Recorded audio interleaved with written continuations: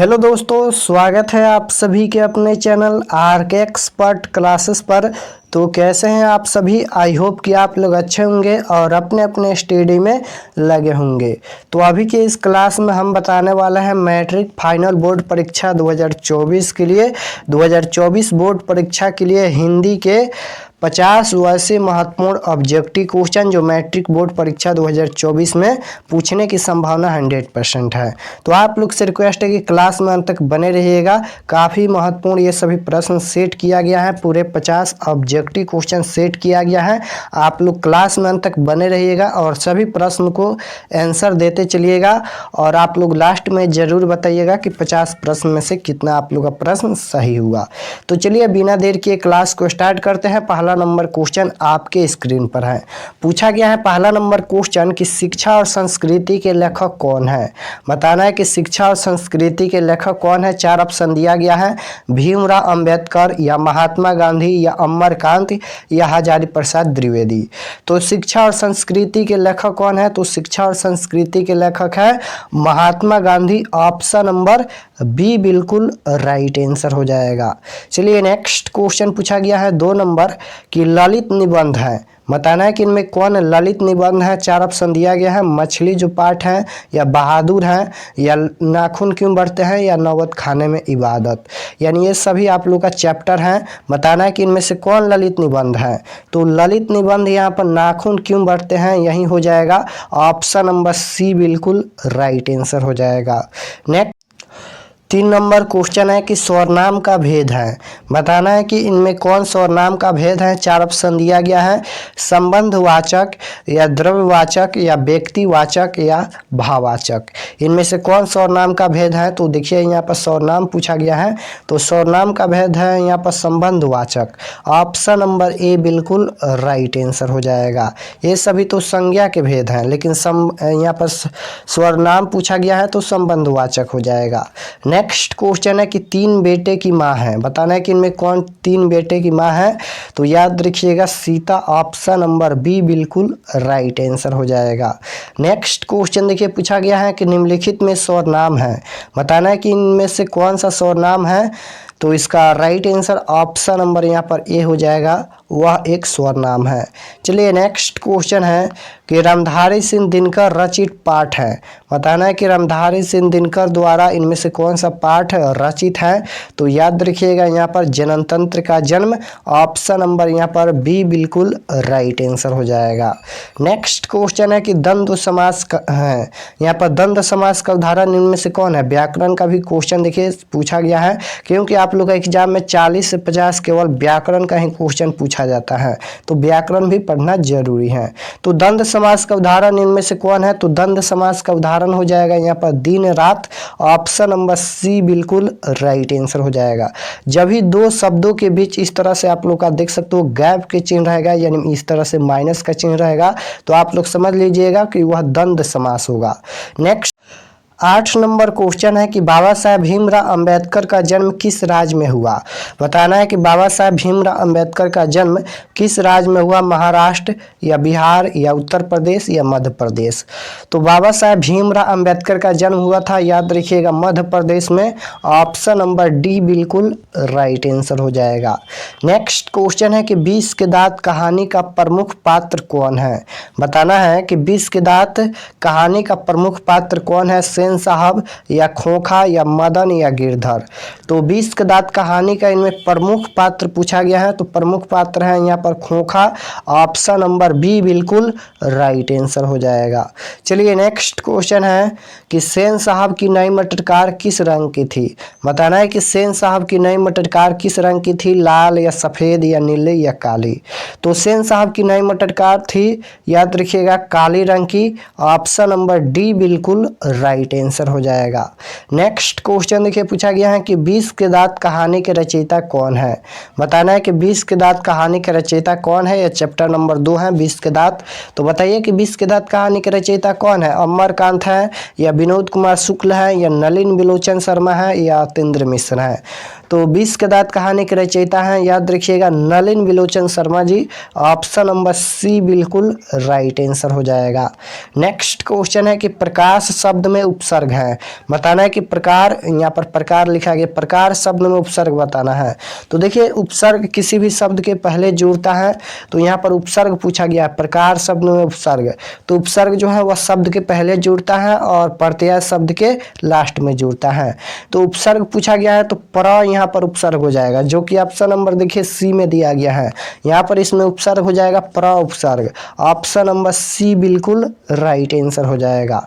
Next question है कि बहादुर पर चोरी का आरोप कौन लगाता है, बताना है कि बहादुर पर चोरी का आरोप कौन लगाता है, लेखक या किशोर या निर्मला के रिश्तेदार। तो बहादुर पर चोरी का आरोप कौन लगाता है, तो बहादुर पर चोरी का आरोप निर्मला के रिश्तेदार लगाते हैं।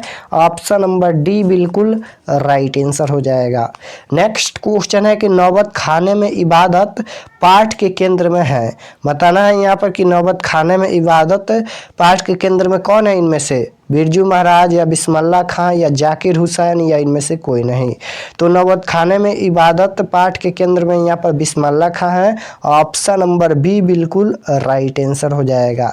नेक्स्ट क्वेश्चन है पानी किस संज्ञा का उदाहरण है, बताना है कि पानी किस संज्ञा का उदाहरण है, व्यक्तिवाचक या भाववाचक या द्रव्यवाचक या यहाँ पर समूहवाचक।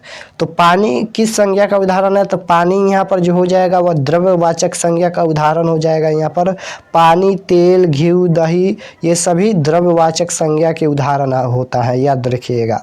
नेक्स्ट क्वेश्चन है कि रसखान किसके भक्त थे, बताना है कि रसखान किसके भक्त थे, कृष्ण के या यहाँ पर राम के या विष्णु के या शिव के।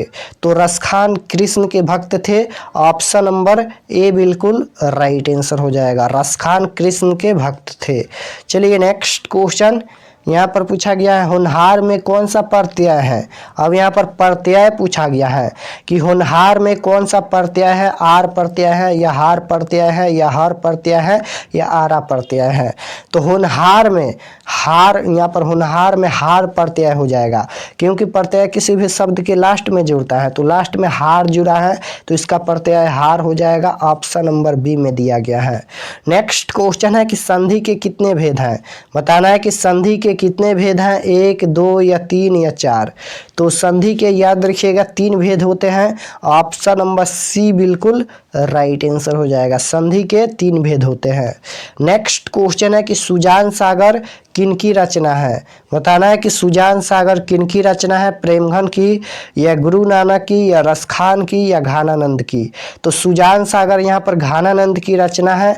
ऑप्शन नंबर डी बिल्कुल राइट आंसर हो जाएगा।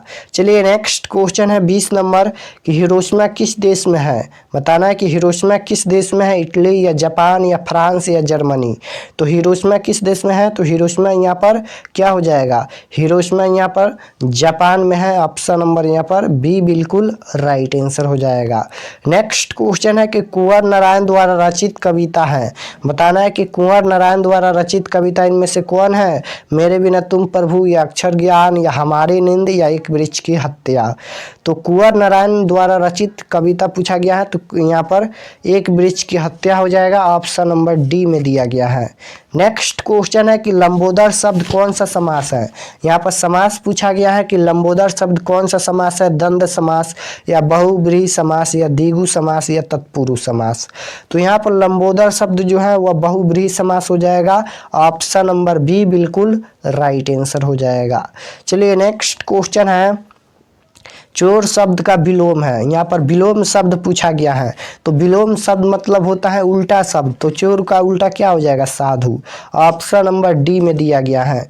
नेक्स्ट क्वेश्चन है कि हमारी नींद कविता में नींद किसका प्रतीक है, बताना है कि हमारी नींद कविता में नींद किसका प्रतीक है, उम्मीद का या आलस का या साहस का या प्रसन्नता का। तो यहाँ पर इसका right answer option number B हो जाएगा। हमारी नींद कविता में नींद किसका प्रतीक है, तो आलस का प्रतीक है। चलिए नेक्स्ट क्वेश्चन है कि उगते हुए सूरज का देश किसे कहा जाता है। बताना है कि उगते हुए सूरज का देश किसे कहा जाता है, जापान को या भूटान को या श्रीलंका को या भारत को। तो उगते हुए सूरज का देश कहा जाता है, याद रखिएगा, यहाँ पर जापान को कहा जाता है। ऑप्शन नंबर ए बिल्कुल राइट आंसर हो जाएगा।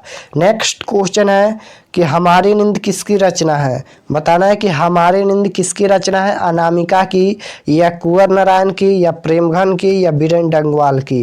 तो हमारी नींद यहाँ पर पूछा गया है तो बीरेन डंगवाल की रचना है।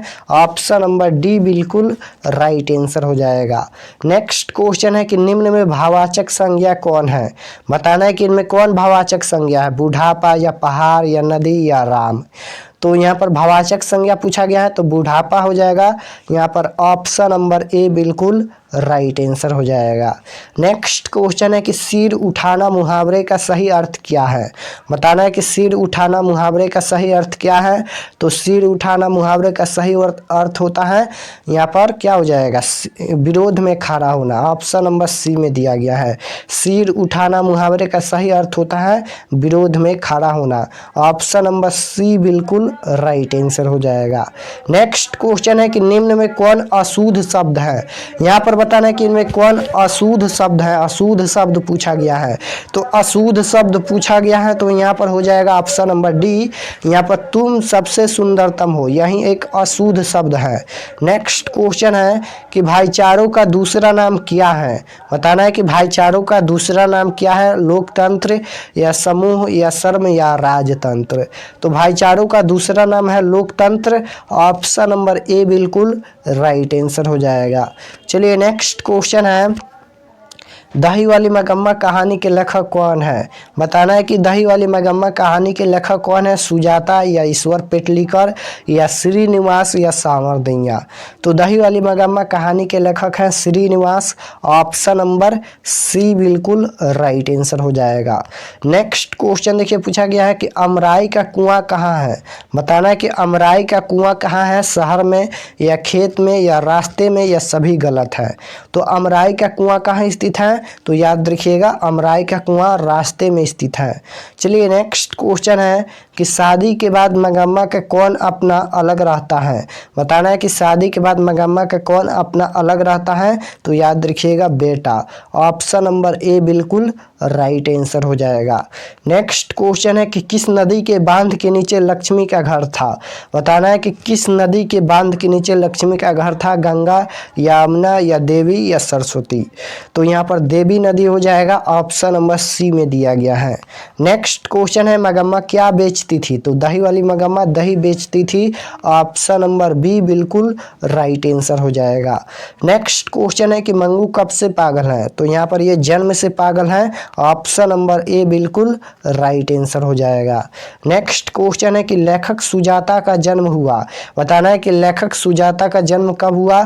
तो याद रखिएगा लेखक सुजाता का जन्म हुआ था 1935 में। ऑप्शन नंबर यहाँ पर ए बिल्कुल राइट आंसर हो जाएगा। नेक्स्ट क्वेश्चन है कि बाढ़ की समस्या किस कहानी के केंद्र में है। बताना है कि बाढ़ की समस्या किस कहानी के केंद्र में है, नगर या धरती कब तक घूमेगी या माँ या ढाते विश्वास। तो बाढ़ की समस्या किस कहानी के केंद्र में है। तो याद रखिएगा ढाते विश्वास। ऑप्शन नंबर डी बिल्कुल राइट आंसर हो जाएगा। नेक्स्ट क्वेश्चन है कि सीता के कितने लड़के थे। तो सीता के 3 लड़के थे। ऑप्शन नंबर सी हो जाएगा। चलिए नेक्स्ट क्वेश्चन है कि कठिन का विलोम क्या है। विलोम शब्द मतलब उल्टा शब्द है। तो कठिन का विलोम क्या हो जाएगा। तो कठिन का विलोम हो जाएगा सरल। ऑप्शन नंबर सी बिल्कुल राइट आंसर हो जाएगा। नेक्स्ट क्वेश्चन है कि सीता के बड़े लड़के का नाम क्या था। बताना है कि सीता के बड़े लड़के का नाम क्या था। तो बड़े लड़के का नाम था कैलाश। ऑप्शन नंबर ए बिल्कुल राइट आंसर हो जाएगा। नेक्स्ट क्वेश्चन है सामरदैया किस भाषा के प्रमुख कहानीकार हैं। बताना है कि सामरदैया किस भाषा के प्रमुख कहानीकार है, बिहारी या तमिल या मराठी या राजस्थानी। तो सामरदैया किस भाषा के प्रमुख कहानीकार हैं। तो याद रखिएगा इसका right answer option number D हो जाएगा। राजस्थानी भाषा के प्रमुख कहानीकार है सामरदैया। नेक्स्ट क्वेश्चन है कि धरती कब तक घूमेगी कहानी में किसकी प्रधानता दी गई है। बताना है कि धरती कब तक रणभूमि की कहानी में किसकी प्रधानता दी गई है? तो याद रखिएगा एक नारी की प्रधानता दी गई है। ऑप्शन नंबर ए बिल्कुल राइट आंसर हो जाएगा।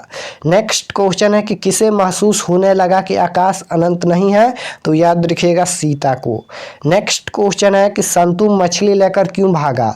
बताना है कि संतु मछली लेकर क्यों भागा, पकाने के लिए या बेचने के लिए या कुआं में डालने के लिए या इनमें से कोई नहीं? तो संतु मछली लेकर क्यों भागा? तो याद रखिएगा कुआं में डालने के लिए संतु मछली लेकर भागा। ऑप्शन नंबर सी बिल्कुल राइट आंसर हो जाएगा। नेक्स्ट क्वेश्चन है कि भारतीय संविधान के निर्माता के रूप में हम किन्हें जानते हैं?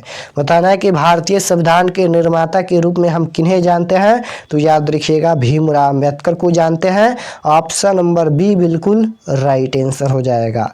नेक्स्ट क्वेश्चन है कि राम वहां जाएगा किस काल का उदाहरण है? राम वहां जाएगा यानी आने वाला काल हो गया। तो आने वाला काल को हम क्या बोलते हैं? तो भविष्य काल बोलते हैं। ऑप्शन नंबर बी बिल्कुल राइट आंसर हो जाएगा। नेक्स्ट क्वेश्चन है कि रसखान की कृति है। बताना है कि रसखान की कृति इनमें से कौन है? तो रसखान की कृति है प्रेम वाटिका। ऑप्शन नंबर सी बिल्कुल राइट आंसर हो जाएगा। नेक्स्ट क्वेश्चन है कि 20 के दांत पाठ की विधा है। बताना है कि 20 के दांत पाठ की विधा क्या है? निबंध है या व्यक्ति चित्र है या कविता है या कहानी है? तो 20 के दांत यहाँ पर कहानी है। ऑप्शन नंबर डी बिल्कुल राइट आंसर हो जाएगा। तो हमने यहाँ पर आप लोग का हिंदी के पूरे 50 ऑब्जेक्टिव क्वेश्चन बताए हैं।